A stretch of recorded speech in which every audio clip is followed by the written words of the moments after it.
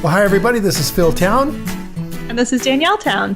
We're here to talk about Rule 1 investing and what does that actually mean, and who's Warren Buffett and Charlie Munger, and why are they doing the things they're doing in the world and making so much money, and how do we do it too? What to do when you see something in the checkout line and you're like, that's a cool product. Yeah, that's Who else is buying this? And we were talking last time about Whole Foods, and we got to Whole Foods because you were looking at Justin's nut butter. Yeah, exactly. Well, I was standing in the checkout line at Whole Foods, trying very hard and succeeding, thank goodness, to resist Justin's peanut butter cups, which are so good. Because they have sugar in them. And because they're made with really good ingredients. That's why. I mean, like, you can buy the Reese's. They're the same thing, except that they're really not. They both have sugar, though. So we started exploring how you would make an investment in Justin's if you really liked them, and found out they weren't public. Yeah, which I suspect Googling. would be the case with a lot of those kinds of research opportunities. Yeah, it is. I like this protein bar. Oh, I like this, I don't know, vegetable purveyor, whatever. So one of the things that I think you'll find is that when you decide you're going to be an investor, and you are going to invest your own money with certainty instead of sort of gambling on the stock market, that you start to realize you're going to need to be more aware of what's going on in the world that you live in. Like, good investors read a lot about stuff they're interested in, and they learn a lot. And so if you don't like learning things, and you don't like reading, and you don't like digging into stuff, then you're probably going to be a lot better off just putting your money into an index and just getting whatever the market gets you. But if you're about 45 years old and you happen to be thinking you want to retire in 20 years, you also have to be aware that you just may not have any kind of return in the stock market at all for 20 years. Could be a zero rate of return. In that case, you will have wished that you learned how to do this, I think. So that's what we're going to teach you guys. How do you do this stuff? And there's basically Charlie Munger, we did a bunch of series on Charlie Munger, and he basically said, hey, all you got to do is just be capable of understanding the business, make sure it's got a big moat, big durable competitive advantage, and it's got good managers. That makes it a great business to invest in, and then you got to be able to buy it at some really good price. And so what Charlie, and he basically said it's so simple anybody could do it, and it's so a teacher doesn't teach it in college because also simple and easy. What else would they have to say for the rest of the semester? Exactly.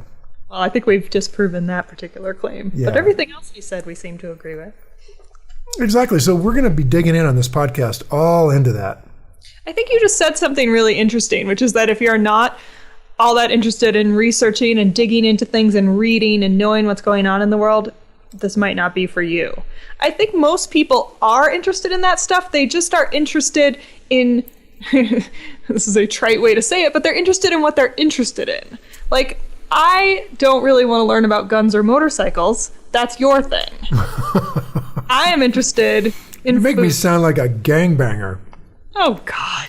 I'm not trying to say that. All right. Guns and motorcycle. It's more like people are interested in different things, right? So like we were talking about food the last time. That's something I'm really interested in because I have all these digestion problems. And so I've spent a lot of time the last couple of years trying to figure out what on earth I can eat that works for my stomach. So that's something I think a lot about. And I buy food based on that issue. And that's something I'm interested in reading about. So I think from what we've been talking about, it sounds like part of this is thinking about yourself and thinking about what you're really interested in and what you want to spend half an hour in your evening or in your morning reading about. Yeah. Some introspection. From two sides. First, obviously, if you're interested in it, you're going to be willing to learn more about it. But also that if you're interested in it, it probably matches your value set and it's something you're going to want to see in the world. So you're going to want to vote for it, presumably, with your money, which is a big deal, right? So when we look at going into the markets and putting our money into something, I think of it like, I always use this acronym, RULERS, to be thinking about it properly. And we'll dive deeper into this. And Rulers. Rulers, it means first get it on your radar. How did that get on your radar? Then understand the business, like Charlie's saying. Oh, it's an acronym of what to do. Yeah, of what to do. It's not people. No, it's like, it's not the Kings. It's just radar, understand, love it, match your values. Make sure there's an event that created fear around this company or its industry or the markets as a whole. Make sure you understand what that event is.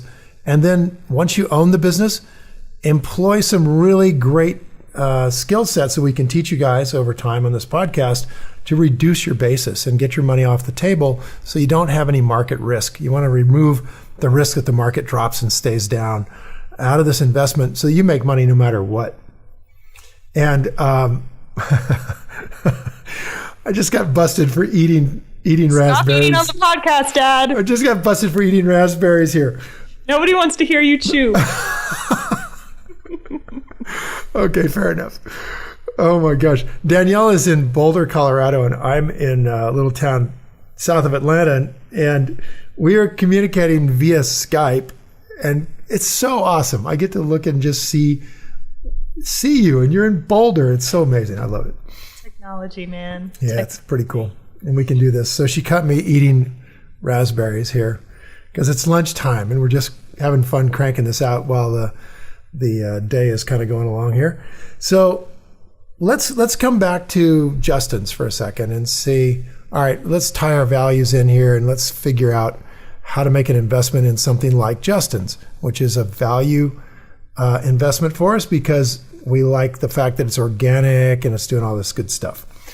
Turns out, now, are we sort of in the first, what did Charlie call it? The first principle of investing, which is being capable of understanding the business? Is that yes. the realm that we're in? Exactly what we're doing. When it comes to those 4 principles? Right. First, it had to get on our radar. And it got on our radar via something we already like and enjoy. Mm-hmm. And now we're at understanding. Are we capable of understanding this business? That's what we want to figure out here. And we're going to know that pretty quick because it's going to get really boring to read about it. And really, we're going to get sick of it in a big hurry if this isn't something we're interested in. Absolutely. It starts to feel like work. Yeah, no, it shouldn't feel like work. Not Investing fun. should be really fun. Yeah. I'm trying to think about it for myself as just learning about the world. Because I think we started this out, and I say this all the time, I'm not interested in investing and I don't want to do it. So I have to find a way to make it work for me, or else I'm not going to start to do it. And what I'm learning through talking and through doing this podcast with you is that there are little tricks I can make in my mind to make myself want to do it. And one of the first ones is focusing on things I'm interested in and just treating it like fun, treating it like, oh, today I get to learn about something that's going on that I maybe wouldn't have carved out time to learn about otherwise. And don't forget, ultimately this is going to make you very rich. I love how confident you are. If you needed more motivation, it isn't just an exercise in voting for the future. It is also designed as a very practical way to have a very wonderful life, doing what you want to do with it. I don't know if that's a great motivator. Apparently not. It's not, right? Because if that were true, everyone would be doing it. We would be learning about it in grade school.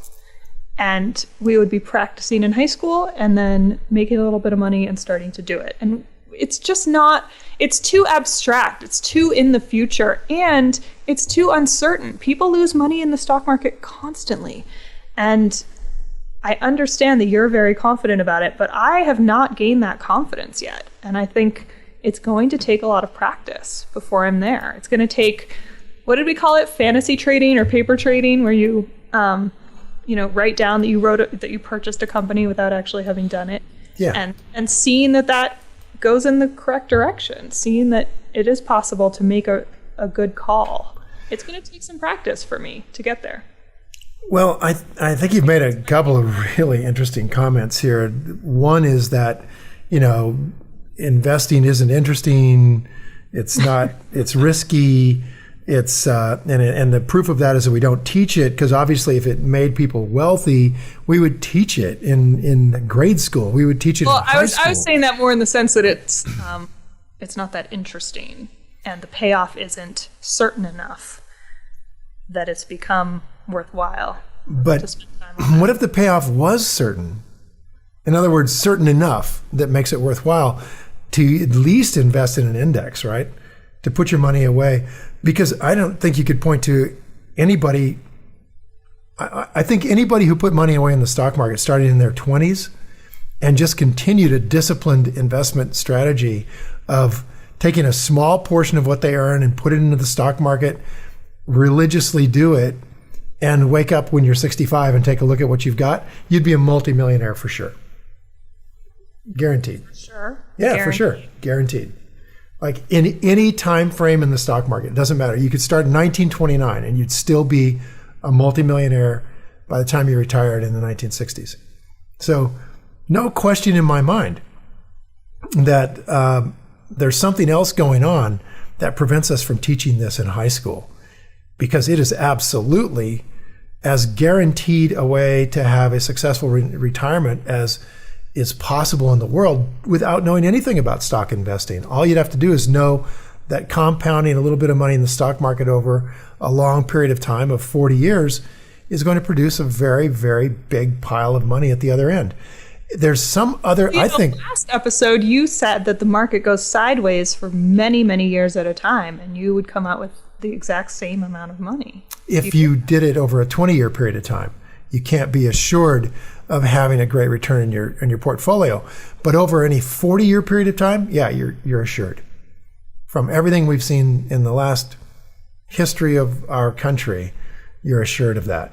So in effect, two things. You're basically betting on America, right? If you're buying domestic companies. If you're buying domestic companies, you're betting on America. And you could even diversify away from that pretty easily without knowing anything about investing. But you have to know enough about investing to know you should be doing it, and to know that it in fact would come out very well for you. And it's amazing to me. People don't know that, and they don't teach it in school. It tells me that the people who teach and the people who administrate and the people who vote for the school board and the supervisors, none of them know about this. Or they know and they just don't want to do it / are afraid of it. But they all have a 401k. One hopes. Well, yeah, but people just don't put any money in it, right? They don't just really load it up. They don't do a Roth IRA and really build it up. I mean, right now, the average baby boomer has about $80,000 to retire on. And that's an impossibly low amount of money if you'd been putting money in the stock market for the last 40 years. It's an impossibly low amount. You couldn't have $80,000. You would have to have 800,000 or 1.7 million or 3.6 million. You would have to have a big pile, because the power of compounding would have made virtually any amount of money you put in there of any significance into a fortune, a small fortune. And instead you have nothing. And so people's basic financial understanding is so bad because we don't teach it. And we don't teach it because our teachers don't know. And that's a horrible thing. I think we really have to work on that. I think it would be great to work on that. Yeah, we got to get financial literacy. I'm sitting here thinking that I grew up with somebody who's an investor, and I had every opportunity to learn this stuff. And, I tried a couple times, and I have not found that way in that has made it really interesting for me. And I think that's true for a lot of people. Well, that's what we're going to try to do here. That's what I'm trying to do for sure. Tie into the things that really make you interested. And part of that is chocolate. And chocolate and peanut butter has made you interested. In the shape of a cup. In the shape of a little cup or in a little squeeze bag. And so we've started in with that. And I think we really need to dive into that a little bit here. Because we got to kind of move the ball down the road in terms of what do we need to do in order to really get up to speed on something that might be fun to invest in. So we sort of found our way into Whole Foods via this desire to eat this illicit peanut butter. And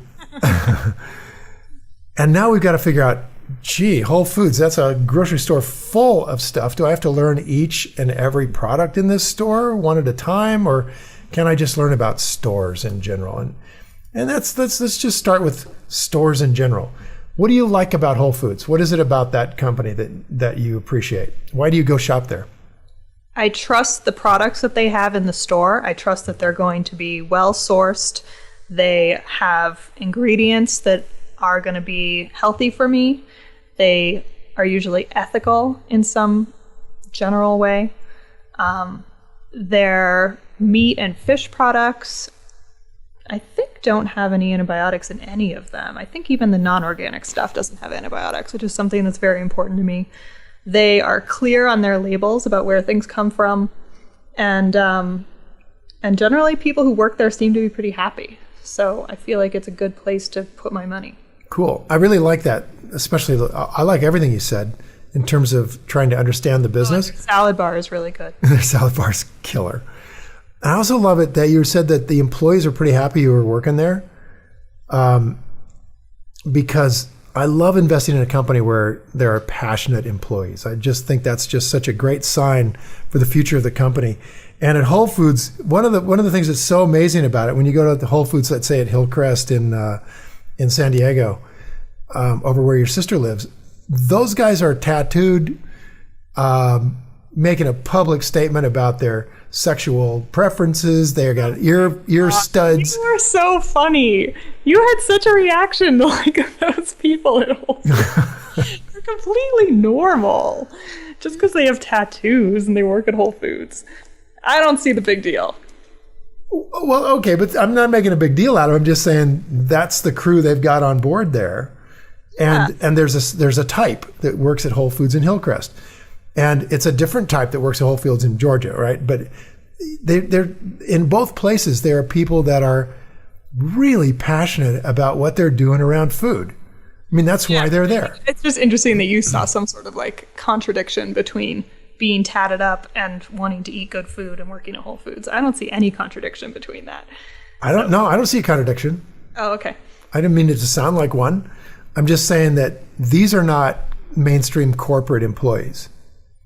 All right. Okay. I can appreciate that. Right? Yeah. And yet it's exciting that these non-mainstream lifestyle-oriented people are in that company working a 9-to-5 job, almost because it's not a because it is a lifestyle kind of a job. It fits into their whole value set. Right. It's cool to care about food right now. It's cool to care about it. It's cool to bag groceries at Whole Foods.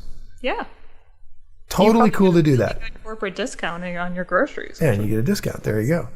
So it always fascinates me to look at who's working there and see how their values are matching up and all that. Because I think that when you have a company where the people share the values of the business, you've got what can become a steamroller major league home run. And that's, of course, what we love to invest in, is companies that are going to do really, really well. But first we have to understand, what are the values of this business? And you just named a whole bunch of them. But if I didn't know those things, what I could do is go over and Google Whole Foods and click on it. And I would come up with WholeFoodsMarket.com. And I'm going to click on that. So again, we're going just straight to that company's website, first stop when we want to research them? Yep.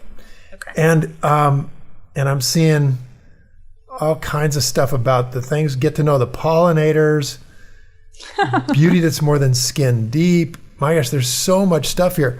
It says, these are all menu items. Show me food, people, planet. And I know from reading about Whole Foods is that John Mackey started this company with this basic moral idea that if you can have whole food, natural, good quality food, then you're going to get whole people who are healthy. And then when you get healthy people, you're going to get a healthy planet. So whole food, whole people, whole planet. And that moral code runs through this company like an iron rod, and everybody is magnetized to come to that, or they don't join this company. So you read about it all right there. And then it says, I want to learn, do both. And then it says, view our stories and your stories. So right in the middle of the page here is just like all kinds of stuff about what this company is all about. And then it's got find a store. It's interesting to see how they choose to market themselves. Yeah. What's important, what they put on their main website splash page, it can tell me a lot about what they care about and what they want to be putting out there. Absolutely. This is something they control entirely. There's no filter between the company and us on their website. Absolutely. Now, I'm going to save myself a bunch of reading by going down. First, I'm looking at the top menu items, and it says menu, so I'm clicking on that. And what comes up is a sidebar that says healthy eating, about our products, recipes, online ordering, mission, values, blog, store department. So that's not what I'm looking for. Then it's find a store, then on sale, then recipes, then shop online, then sign and register. None of those are what I'm looking for. What are you looking for? I'm looking for investor relations. So if it's not right there at the top of the page, then I'm going to scroll to the bottom of the page because often it's there. And I'm looking for a major category called company. And there I see it, company. Then it's about Whole Foods. Here's all the subtext. And the third one down is investor relations. That's what I'm looking for. Now the shortcut to that is Google Whole Foods investor relations, and it'll come up with this link. So I'm going to click on that because what I'm going to do is shortcut all of the reading on all their stuff by going straight to their 10K. So now I'm going to scroll down here where it says investor relations, and I'm going to look for annual reports, and that will get me to their 10K. So review our annual stakeholder report. So I'm going to click on that. A 10K is another name for the annual report of the company. It is. It is kind of. It's a subtext of the annual report. Sometimes companies build a big pile of color pages around this 10K where they have a chance to explain in more marketing terms how wonderful they are. But the 10K is the nitty gritty. And what I see on Whole Foods here is Annual Stakeholders Report 2014, Form 10K PDF, and Form 10K-A PDF 1.5. So let's go to the 10K. Itself is what is filed with the SEC. That's right. And now I'm going to click on that. Add additional information around that that's not filed with the SEC? They can in a way. Like, for example, there's stuff all about their website that's not literally filed with the SEC. But that 10K better cover all of it and disclose and disclaim and all that. So the 10K is the nitty gritty. And on this, you can see that this is the 2014 report. Then right below that is the 2013, then the 2012, then the 2011, then the 2010, 9, 8, 7. So it goes all the way back to 2007. Now, if I've got a couple of hours here and I want to just kind of start at the beginning, I would go to the 2007 10K and start reading that one. And just read forward. Start back as early as you can go. Yeah, go way back. And that way it'll just give you a kind of a flow of the development of the company. But if I've just got a few minutes to just kind of say, gee, am I interested? Can I get an understanding of this business? I'm going to click on the current 10K. And what comes up is a sort of a scary looking document that is the SEC filing. The first page is just loaded with all kinds of very legally looking stuff. Just scroll through that. You don't need to look at that. That's nothing. And you get down to Don't listen to him, everybody. Those of you who are just tuning in, Danielle is a lawyer. She's definitely interested in making sure you read this stuff. So you get to the title page and the table of contents. And it says Part 1, Business, Risk Factors, Unresolved Staff Comments, Properties, Legal Proceedings, and so on. Then Part 2 is the market for the stock, selected financial data. And then Item 7 is management's discussion and analysis of financial condition and results of operations. Okay, so I'm going to really dive into this 3 basic things here. I'm going to say Item 1, which is business, that's page 1. Item 1A, which is risk factors, that's page 11. And then I'm going to roll down to Item 7, which is page 20. So for me to get a grip on the business, I've got to read 11 pages, 12, 13, 14 pages plus Item 7 is about 10. So I've got to read about 24 pages. The business section, the risk factor section, and what was the third one? Management's discussion. Okay. So business, risk factors, and management's discussion. Yep. And that'll give you a pretty good overview of what's going on in this business. So that's where I would go. So let's bounce over to page 1 here, and we see what it starts off at. And it says, Whole Foods is the leading retailer of natural and organic foods, the first national certified organic grocer, uniquely positioned as America's healthiest grocery store, and that is a trademark. Company is incorporated in 78. IPO was in 1992, and so on. So they'll tell you the history, and it says, through our growth, I would say our mission is devoted to the promotion of organically grown foods, healthy eating, and the sustainability of our entire ecosystem. So I'm looking for a statement from the company. Any company I look at, I'm looking for a statement of what makes them special. What's driving the train here? And so there's the statement. We're devoted to the promotion of organically grown foods, healthy eating, sustainability of the entire ecosystem. Okay, so that's really important. I understand what they're about. Now, they may say they're about a lot of stuff. They may not deliver on it. So I need to learn about that too. But as we dig into Whole Foods, we'll find out that they definitely try to deliver on this. Okay, then they say, we have one operating segment, natural and organic food supermarkets. That's all we do. That's our thing. We're the largest. It tells you how many stores they've got, 7th largest public retailers, and all about their stores. Then they go to the industry overview now, and they tell us about the U.S. supermarket industry, how big it is, what piece they have of it, and so on. Now they talk about the organic food portion of the huge industry and what's going on with that. Then they say our core purpose and core values. This is what we do. And that's pretty cool. Then they go our qualities and differentiated product offering. Now, this is what I'm looking for. Charlie said, first, are you capable of understanding the business? And second, do they have some kind of durable competitive advantage? And so what I'm looking for is, what do they think makes them special? So here's what, and usually they say what makes them special, and usually a sentence or two that says we're differentiated from our competition in this way. So we're looking for those words, differentiated from. So we believe high quality standards differentiate our stores from other supermarkets and enable us to attract and maintain a broad base of loyal customers. Our groundbreaking quality standards ensure the products we sell meet a higher standard, one that bans hundreds of ingredients found in other stores, as well as numerous manufacturing, farming, fishing, and ranching practices that don't measure up. And then they lay out their quality standards. Now, the next thing they tell us is they offer the broadest selection of high-quality, natural and organic products with a strong emphasis of perishable foods. So that's the broadest selection. That's a competitive advantage.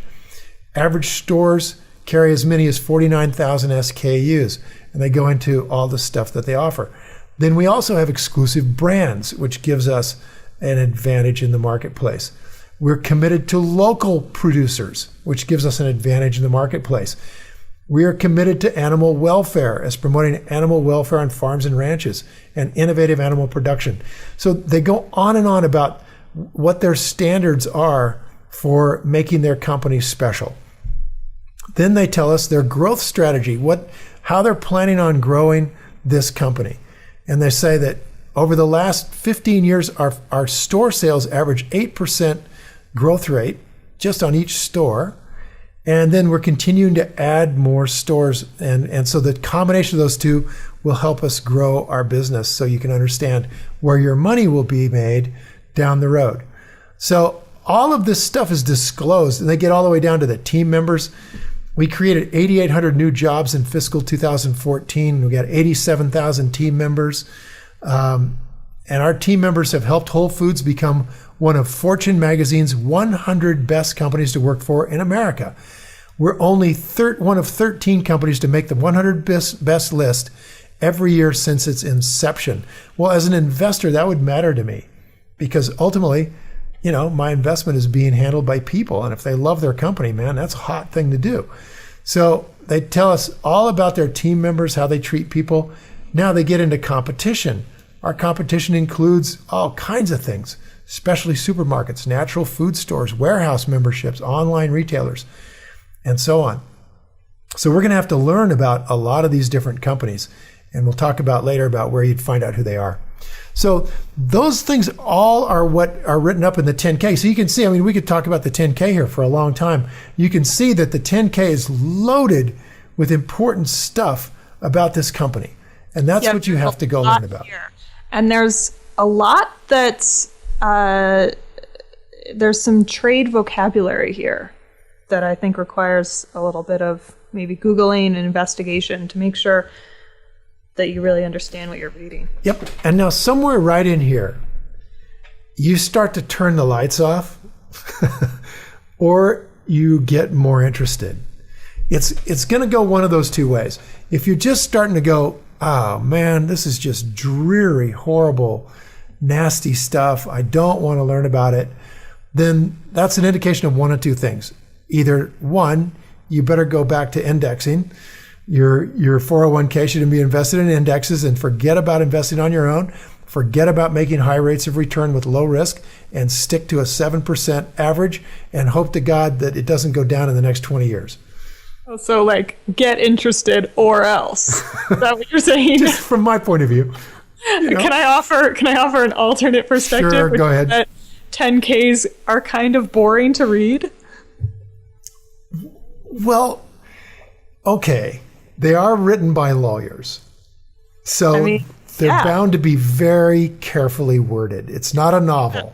That's right. It's a legal document that's submitted to the SEC. Yep. It's not meant to be a page turner. And like everything lawyers write, they always tend, I mean, you could tell me, but I just think that our lawyers tend to write everything thinking of how this is going to be perceived in a lawsuit.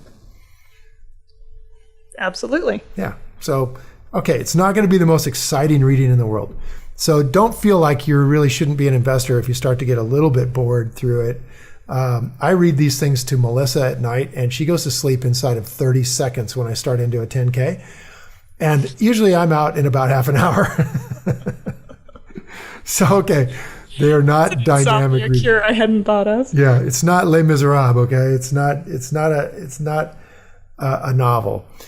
But I think your point was you've got to be somewhat interested in what they're talking about here, even if it is written dryly and boringly and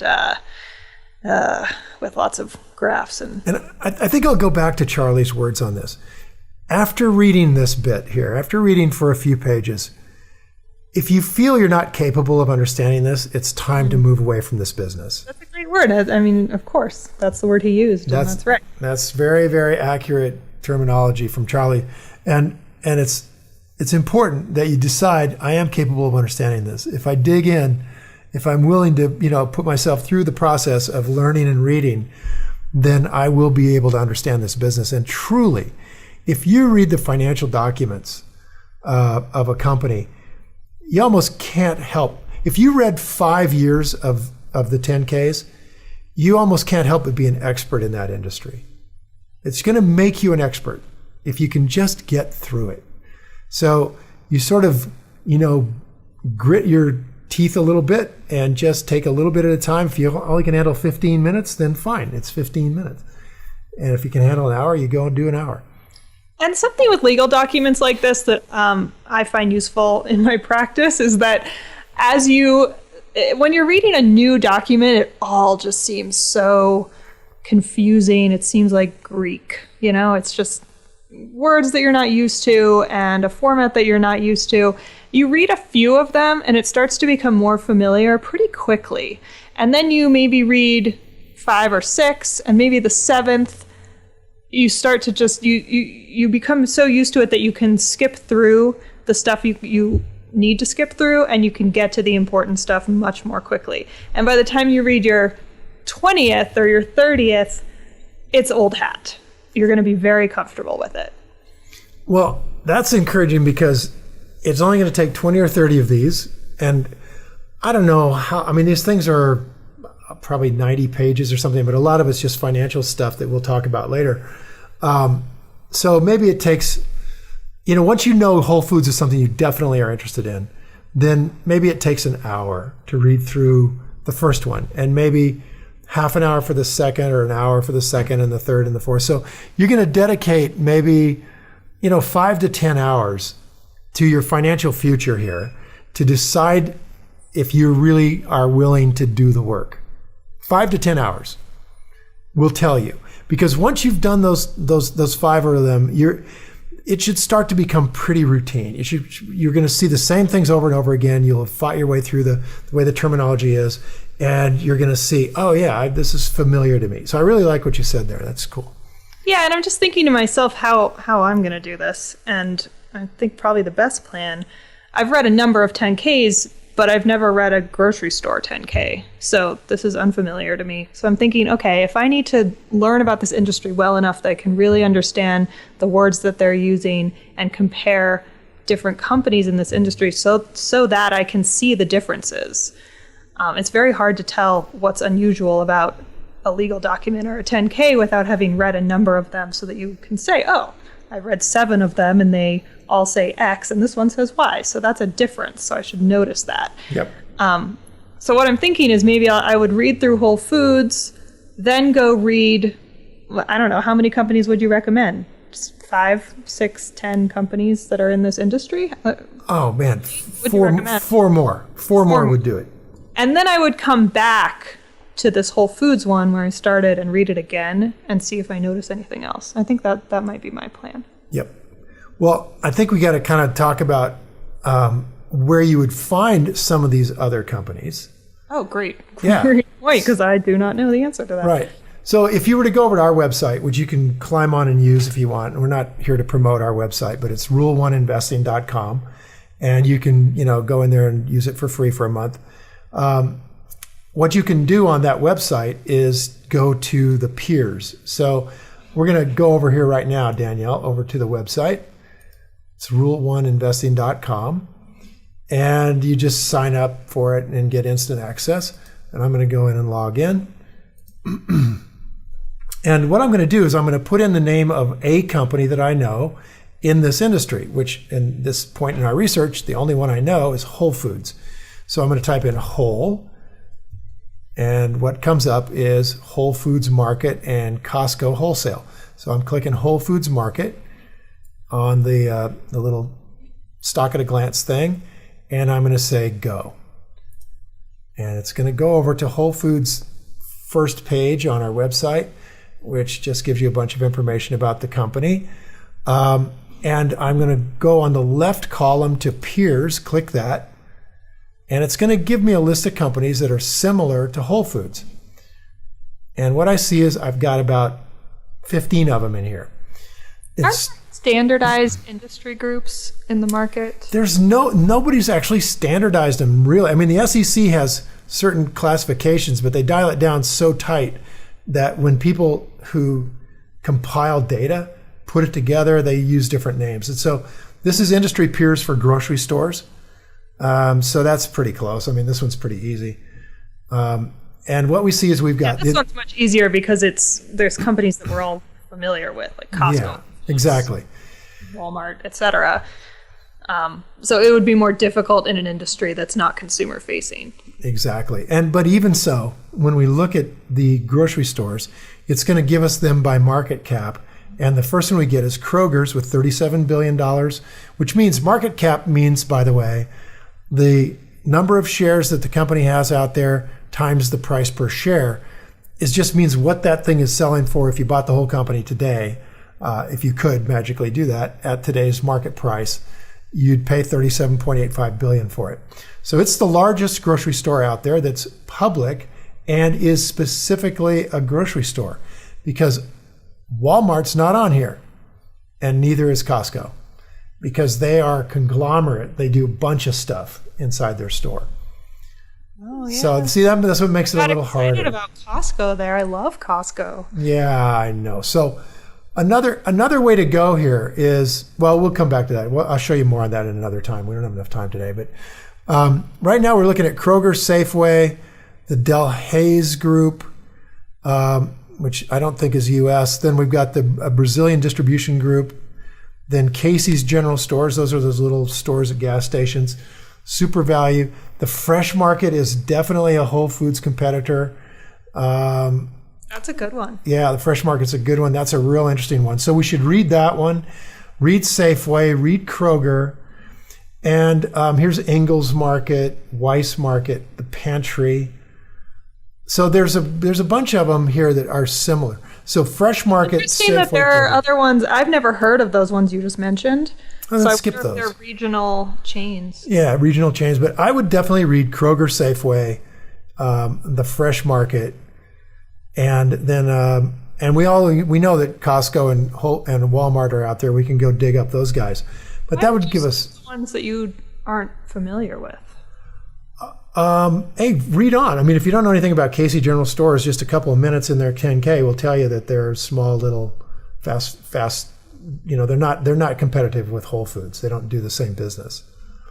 Weiss Markets, so I don't know. Good to look at each one that you don't quite know what they are and just see if you think that they're competitive with the company we started out with. Yeah. So let's. I don't know. Let's go look at Weiss Markets. They're competitive. Your website's algorithm thinks they're competitive. Yeah, they fall into that category, right? But it's often the categories are too broad. Now I'm going to Weiss Markets, and I'm looking at this, and I said, "Get grilling at Weiss.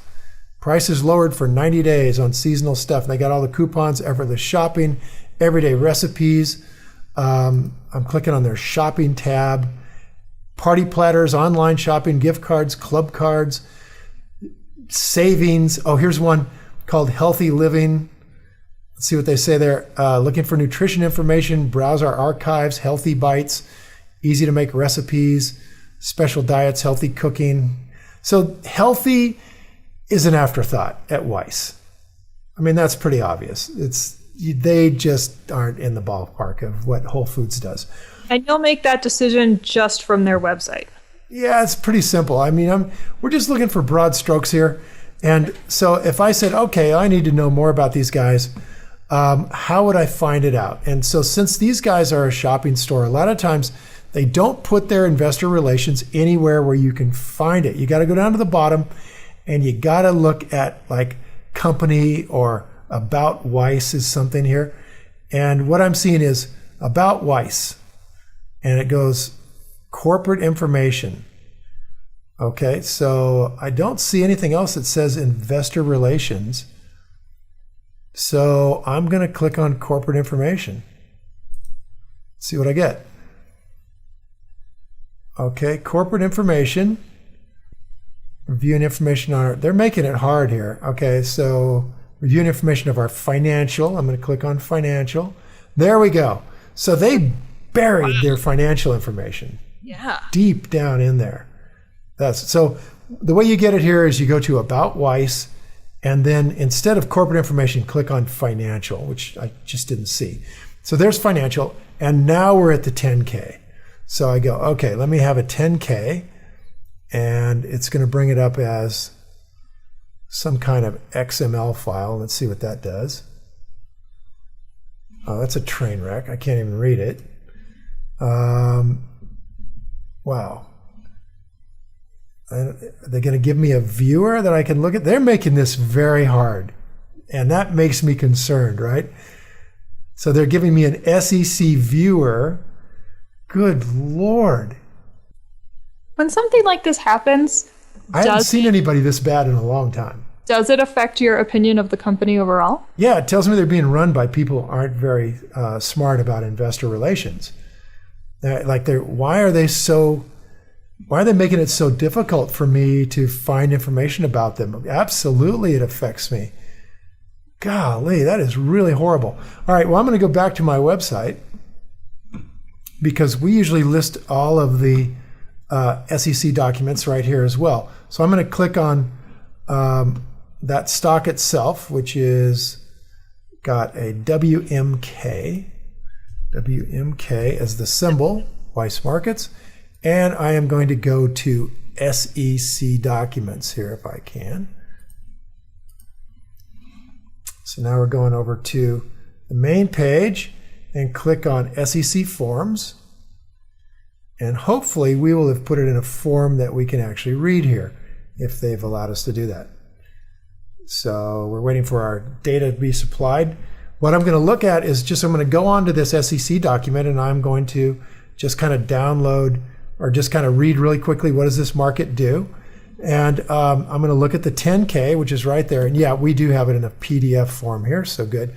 Click on that. and it's downloading that, and there it is. So, by the way, the stuff I'm doing right now, sort of live on the podcast, is unbelievable compared to what just 30 years ago, what you could do. Even 15 years ago, you couldn't really do this very well. And never before in the history of investing has the little guy had access to this kind of information with this kind of speed.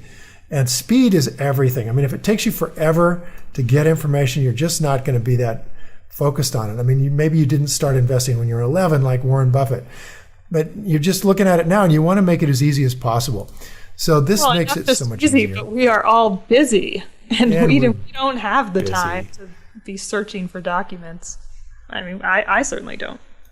Well, here it is. This company is founded by Harry and Sigmund Weiss in 1912, incorporated in 24, and engaged in retail sale of food in Pennsylvania and some surrounding states.